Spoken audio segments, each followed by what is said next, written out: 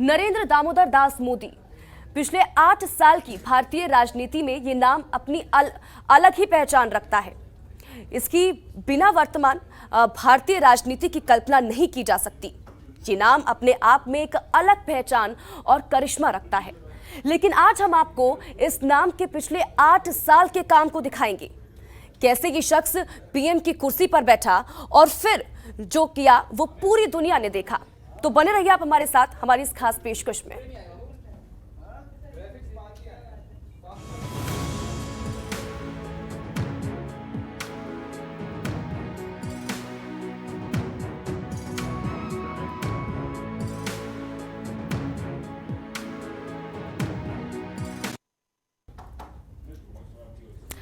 नरेंद्र मोदी, इस नाम से देश का बच्चा बच्चा वाकिफ है। देश की राजनीति के शिखर पर 8 साल से विद्यमान ये नाम आज भारतीय राजनीति का दूसरा नाम बन गया है। आज इस नाम की तुलना इंदिरा और नेहरू से की जाती है।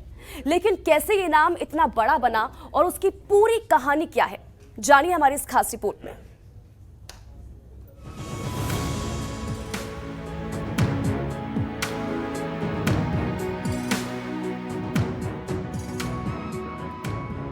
दिन सोमवार, तारीख 26 मई, साल 2014। मैं नरेंद्र दामोदर दास मोदी ईश्वर की शपथ लेता हूं कि मैं विधि द्वारा स्थापित भारत के संविधान के प्रति सच्ची श्रद्धा और निष्ठा रखूंगा। भारत के इतिहास में ये दिन हमेशा हमेशा के लिए अमर हो गया, क्योंकि नरेंद्र मोदी नाम का एक सितारा राजनीति के फलक पर चमका और देश का प्रधानमंत्री बना। उस बात को बीते हुए 8 साल हो गए हैं और आज भी देश की सत्ता की कमान उन्हीं नरेंद्र मोदी के हाथ में है। अपने दम पर 282 सीटों पर बीजेपी ने जीत हासिल की और केंद्र की सत्ता पर 10 साल बाद विराजमान हुई।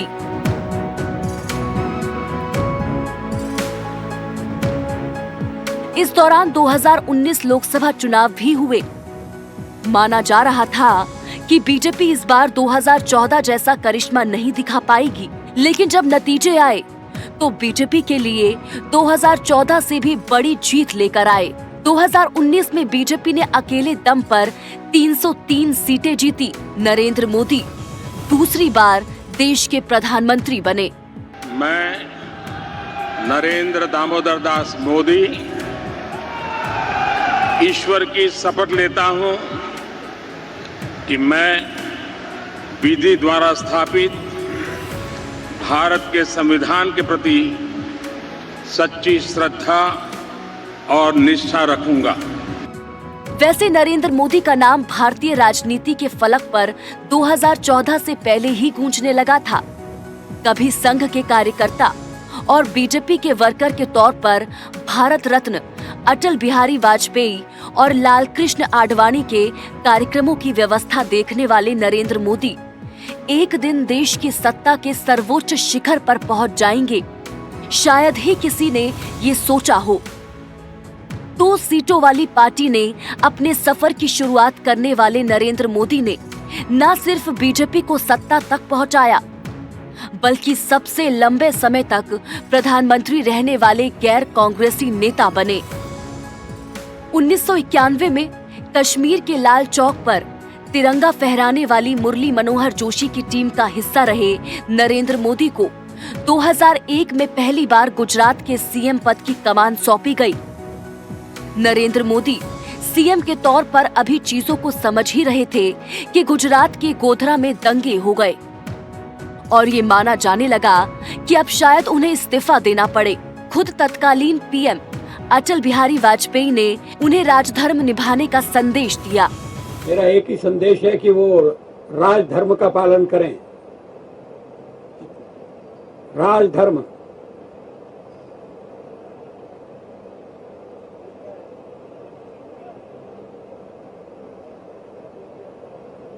ये शब्द काफी सार्थक है।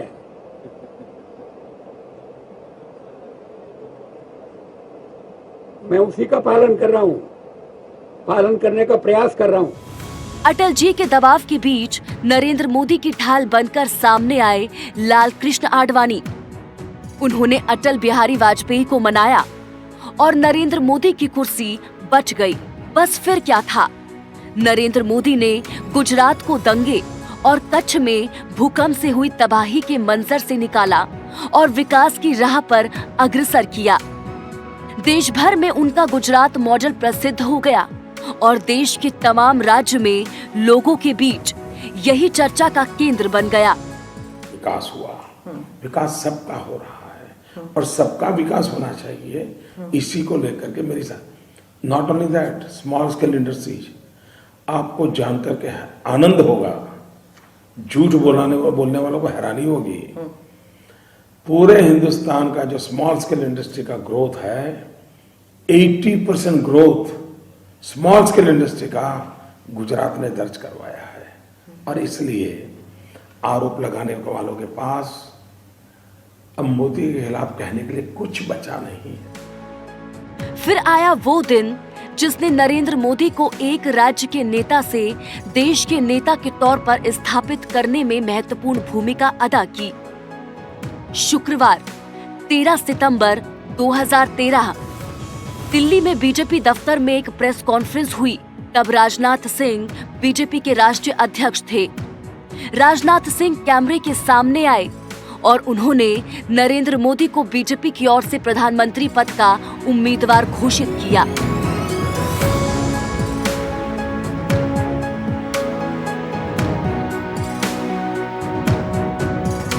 उस प्रेस कॉन्फ्रेंस से पहले तक लाल कृष्ण आडवाणी बीजेपी के पीएम इन वेटिंग थे, लेकिन बाजी नरेंद्र मोदी ने मार ली। The BJP is having a tradition to announce prime ministerial candidate before Lok Sabha election. We have done the same for Lok Sabha elections from 96 to 2009. On this issue, the parliamentary board of BJP met today and decided that Shri Narendra Modi will be our prime ministerial candidate for the coming Lok Sabha election. उस दिन को लगभग 9 साल होने को है। वहीं नरेंद्र मोदी के कार्यकाल के 8 साल पूरे हो रहे हैं। इस दौरान काफी कुछ बदला है। देश में भी बदलाव देखने को मिला है, लेकिन एक चीज जो नहीं बदली वो है मोदी का मैजिक, जो आज भी उसी तरह लोगों के सिर चढ़कर बोल रहा है जैसा पहले था।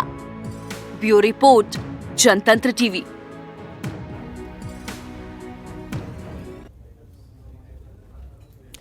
मोदी सरकार को देश की कमान संभाले हुए 8 साल पूरे हो गए हैं। प्रधानमंत्री की कुर्सी संभालते ही नरेंद्र मोदी ने डिजिटल इंडिया के नारे के साथ साथ देश की आर्थिक सेहत भी सुधारने की दिशा में कई बड़े कदम उठाए हैं। बीते 8 वर्षों में जीडीपी ग्रोथ, इसी के साथ ही विनिवेश, नोटबंदी, एसेट मॉनिटराइजेशन और शेयर मार्केट में उतार चढ़ाव के अलावा रूस और यूक्रेन युद्ध के चलते महंगाई से लड़खड़ाती अर्थव्यवस्था को पटरी पर लाने के सरकार के प्रयासों पर एक नजर डालते हैं।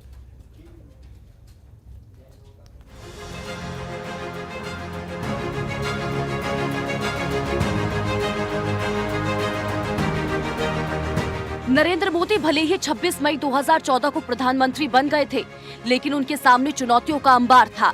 चुनाव के दौरान भ्रष्टाचार मुक्त भारत का नारा देने वाले नरेंद्र मोदी, बहुत हुई महंगाई की मार, अब की बार मोदी सरकार और हम मोदी जी को लाने वाले हैं, अच्छे दिन आने वाले हैं जैसे नारों के साथ सत्ता में काबिज हुए। नरेंद्र मोदी के सामने इन वादों को पूरा करने की चुनौती थी। अब जब मोदी सरकार को देश की सत्ता पर काबिज हुए 8 साल हो चुके हैं, इन 8 सालों में बहुत कुछ बदल गया है। भारत की जीडीपी लगभग दुगनी हो चुकी है, आम आदमी की कमाई भी लगभग दुगनी हो चुकी है, महंगाई भी बढ़ी है और वो भी बेतहाशा। आप जानिए आखिर किस मोर्चे पर पिछले 8 साल में कितना बदला है भारत।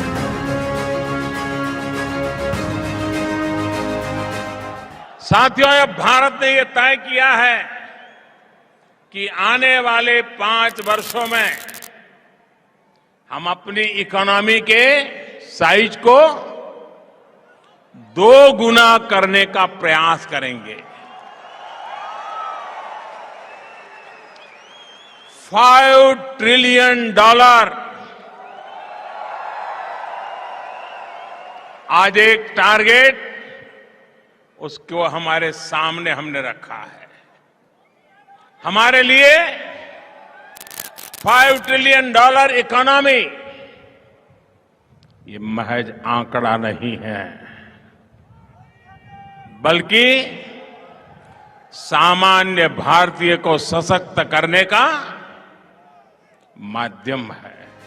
सबसे पहले बात की जाएगी अर्थव्यवस्था की, जो कि किसी भी देश की दशा और दिशा तय करती है। अर्थव्यवस्था का क्या हुआ? नरेंद्र मोदी जब प्रधानमंत्री बने तब भारत की जीडीपी 112 लाख करोड़ रुपए के आसपास थी। आज भारत की जीडीपी 232 लाख करोड़ रुपए से ज्यादा है। भारत दुनिया की छठी सबसे बड़ी अर्थव्यवस्था है।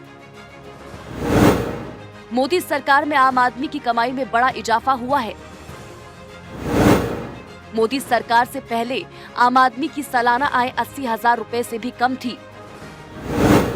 अब वो 1.50 लाख रुपए से ज्यादा है। ये बात अलग है कि भारत में अब भी 80 करोड़ से ज्यादा लोग ऐसे हैं जो गरीब हैं। मोदी सरकार में विदेशी मुद्रा भंडार 2.5 गुना तक बढ़ा है। अभी देश में 45 लाख करोड़ रुपए से ज्यादा का विदेशी मुद्रा भंडार है। सत्ता की बागडोर संभालने के बाद पीएम मोदी ने जो सबसे पहले योजना लेकर आए, उनमें सबसे ज्यादा ख्याति मेक इन इंडिया को मिली। इन योजना का मकसद था दुनिया में भारत की बनी चीजों को भेजना। हालांकि भारत अब भी एक्सपोर्ट से ज्यादा इंपोर्ट करता है। बीते 8 साल में एक्सपोर्ट में 10 लाख करोड़ रुपए भी नहीं बढ़े हैं। 2021-22 में भारत ने 28 लाख करोड़ रुपए से ज्यादा का सामान एक्सपोर्ट किया था, जबकि 2014 में 19.05 लाख करोड़ का एक्सपोर्ट हुआ था। मोदी सरकार में विदेशी कर्ज भी बढ़ा है। हर साल औसतन $25 अरब का विदेशी कर्ज भारत पर बढ़ा है। मोदी सरकार से पहले देश पर करीब $409 अरब का विदेशी कर्ज था, जो अब बढ़कर 1.5 गुना यानी कि करीब $615 अरब पहुंच चुका है। कोरोना काल आने के बाद अर्थव्यवस्था की रफ्तार में रुकावट खास तौर पर देखी गई है, क्योंकि 2019 में दोबारा सत्ता संभालने के बाद प्रधानमंत्री नरेंद्र मोदी ने 2025 तक भारत को $5 ट्रिलियन वाली अर्थव्यवस्था बनाने का दावा किया था। लेकिन कोरोना महामारी के चलते इसमें ब्रेक लगा और इसी का परिणाम है कि महंगाई के मोर्चे पर देश को बड़ा झटका लगा है। कमाई तो बढ़ी है, लेकिन महंगाई ने नए आयाम कायम कर दिए हैं। ब्यूरो रिपोर्ट, जनतंत्र टीवी।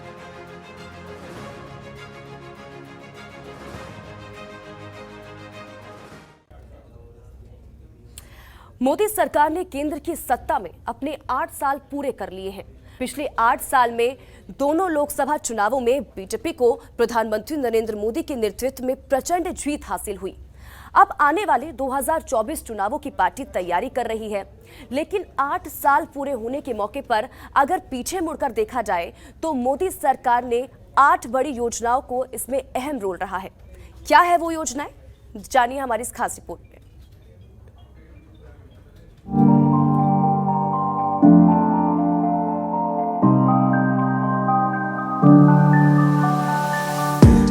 मोदी सरकार को सत्ता पर काबिज हुए 8 साल हो गए हैं।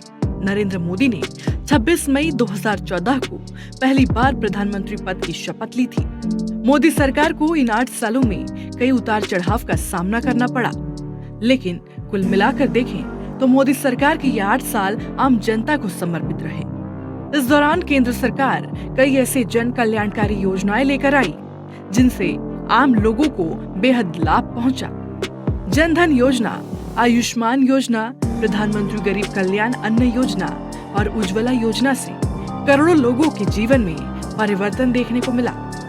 आपको बीते 8 सालों में लाई गई मोदी सरकार की 8 योजनाओं के बारे में विस्तार से जानकारी देते हैं, जिनका लाभ करोड़ों लोगों को मिल रहा है। प्रधानमंत्री किसान सम्मान निधि। पीएम नरेंद्र मोदी की महत्वाकांक्षी योजना प्रधानमंत्री किसान सम्मान निधि का लाभ लाखों किसानों को मिल रहा है। इस योजना का लाभ उन किसानों को मिलता है जिनके पास 2 हेक्टेयर से कम जमीन है। योजना के तहत ऐसे किसानों के परिवारों को हर वर्ष 6,000 रुपए दिए जा रहे हैं। ये रुपए 4-4 महीने के अंतराल पर 2-2 हजार रुपए की किस्त के रूप में किसानों के खाते में भेजे जा रहे हैं। इस योजना का लाभ लाखों गरीब किसानों को हो रहा है। दूसरा, प्रधानमंत्री मुद्रा योजना। अगर आप अपना कोई व्यवसाय शुरू करना चाहते हैं तो प्रधानमंत्री मुद्रा योजना का लाभ उठा सकते हैं। इस योजना के तहत 10 लाख रुपए तक का लोन दिया जाता है। योजना में 3 कैटेगरी शिशु, किशोर और तरुण है। शिशु कैटेगरी के तहत 50,000 रुपए का लोन दिया जाता है। किशोर कैटेगरी के तहत 50,000 रुपए से 5 लाख तक का लोन दिया जाता है। वहीं तरुण कैटेगरी के तहत 5 लाख से 10 लाख रुपए तक का लोन दिया जाता है। अगर आपको अपना बिजनेस बढ़ाना है तो उसके लिए भी योजना के तहत लोन उपलब्ध कराया जाता है। इस योजना को शुरू हुए 7 साल हो चुके हैं और इसके तहत 3 लाख करोड़ रुपए से ज्यादा के 4 करोड़ 89 लाख लोन पास हुए हैं। तीसरा, आयुष्मान भारत योजना। आयुष्मान भारत योजना गरीबों के लिए जीवनदान साबित हो रही है। इसके तहत 10 करोड़ गरीब परिवारों को 5 लाख रुपए प्रति वर्ष फ्री बीमा की सुविधा दी जा रही है। इसे सरकारी हेल्थ इंश्योरेंस स्कीम माना जा सकता है। इस योजना को 2018 में लॉन्च किया गया था। इस योजना के कारण करोड़ों लोगों को अच्छी स्वास्थ्य सुविधा मिल रही है। चौथा, प्रधानमंत्री आवास योजना। केंद्र सरकार का लक्ष्य सभी को घर उपलब्ध कराना है। इसी के तहत प्रधानमंत्री आवास योजना को लॉन्च किया गया। इस योजना के तहत होम लोन में सब्सिडी दी जा रही है। इस सब्सिडी के तहत होम लोन लेने वाले को लगभग 2,60,000 रुपए का लाभ मिलता है। इस स्कीम से लोगों को अपना घर खरीदने में मदद मिल ही रही है, तो वहीं देश की अर्थव्यवस्था को भी गति मिल रही है। पांचवा, उज्ज्वला योजना।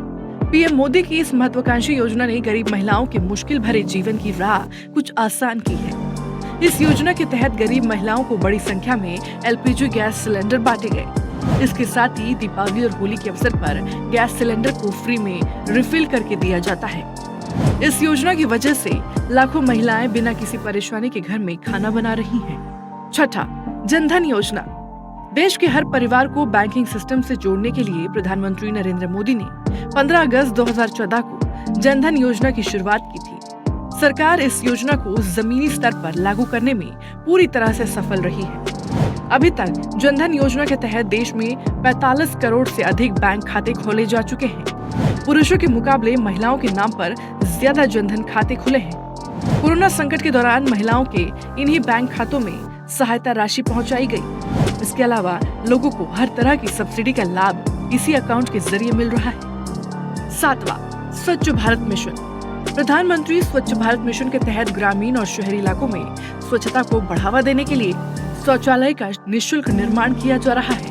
प्रधानमंत्री नरेंद्र मोदी ने 2 अक्टूबर 2014 को स्वच्छ भारत मिशन के तहत देश भर में एक स्वच्छ भारत राष्ट्रीय आंदोलन की शुरुआत की थी। गांव-गांव में इस योजना का लाभ लोगों को मिल रहा है।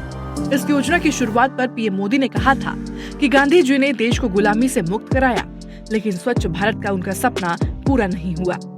आठवां, प्रधानमंत्री गरीब कल्याण योजना। कोरोना संकट के दौरान प्रधानमंत्री गरीब कल्याण योजना की शुरुआत की गई थी। 26 मार्च 2020 को इस योजना का ऐलान हुआ था। सरकार का मकसद है कि देश में कोई भी भूखा न रहे। सरकार का दावा है कि प्रधानमंत्री गरीब कल्याण योजना का लाभ करीब 80 करोड़ लोगों को मिल रहा है। प्रत्येक नागरिक को इस योजना के माध्यम से 5 किलो से अधिक अनाज दिया जाता है। राशन कार्ड धारकों को इसका लाभ मिल रहा है। यानी साफ है कि 8 साल में मोदी सरकार ने गरीब कल्याण से लेकर किसानों, युवाओं और महिलाओं के लिए तमाम योजनाएं लाकर न सिर्फ देश को विकास की राह पर अग्रसर किया है, बल्कि देश के भविष्य का रोड मैप तैयार किया है। ब्यूरो रिपोर्ट, जनतंत्र टीवी।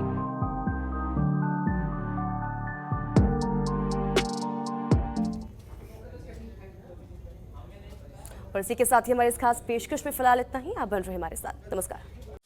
खबरों के निष्पक्ष विश्लेषण के लिए सब्सक्राइब करें Jantantra TV and press the bell icon. Never miss any update.